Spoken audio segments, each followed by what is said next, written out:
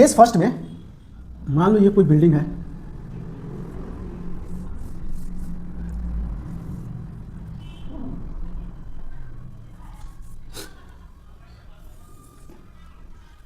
और यहां पे कोई एक लड़का है, वो इस बिल्डिंग के कुछ ना कुछ डिस्टेंस में होगा ना, ठीक है। मान लो ये लड़का जो है ना इस बिल्डिंग के टॉप व्यू को कुछ एंगल से क्या कर रहा है, देख रहा है। इस लड़के का कुछ ना कुछ हाइट होगा ना, बोलो।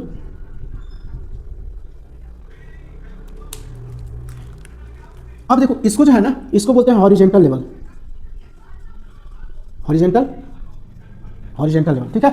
इसको क्या बोलेंगे, बोलो, हॉरिजेंटल लेवल।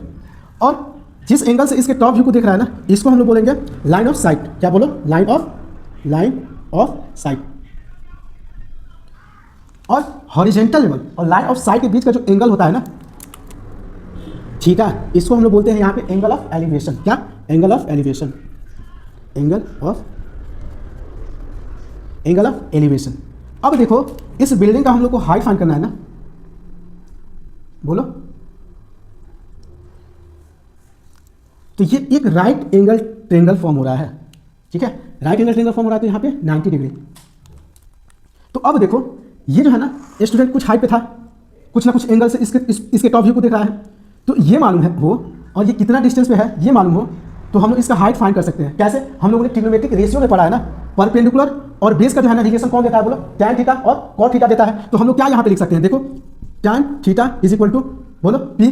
इसको मान लो ना तुम लोग A B और ये C, तो क्या हो जाएगा tan थीटा, बोलो, परपेंडिकुलर मतलब B से अपॉन बेस मतलब AB। अब देखो मान लो थीटा 60 डिग्री फॉर्म हो रहा है या 30 डिग्री फॉर्म हो रहा है, उसको यहाँ पे तुम लोग रखोगे वैल्यू को, ए भी मालूम है तो बी से हम लोग फाइंड नहीं कर सकते, और बी से तो बिल्डिंग का हाइट है ना, बोलो।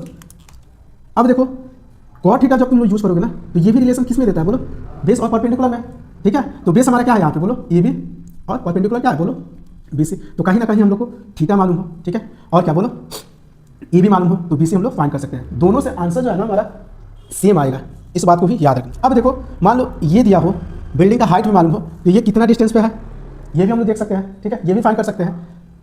अब किसी बच्चे के मन में ये भी क्वेश्चन आता है ना कि सर ये राइट एंगल ट्रायंगल जब यहाँ पे फॉर्म हो रहा है, तो हम लोग क्यों ना पाइथागोरस थ्योरम यूज करके इसको फाइंड कर लें, इसके हाइट को फाइंड कर लें। देखो उसमें क्या होता है ना कि दो साइड दिया रहता है, तो हम लोग तीसरा फाइंड करते हैं, या ये दिया हो ये, तो ये फाइंड कर सकते हैं। और इसमें जो है ना बस एक ही साइड मालूम हो और कितना एंगल से इसको देख रहा है ना वो मालूम हो, तो हम लोग इजीली सारा चीज़ फाइंड कर सकते हैं, साइन थीटा का रिलेशन लगा के, कॉस थीटा का रिलेशन लगा के, टैन थीटा का, ठीक है। तो ये हमारा केस फर्स्ट हुआ।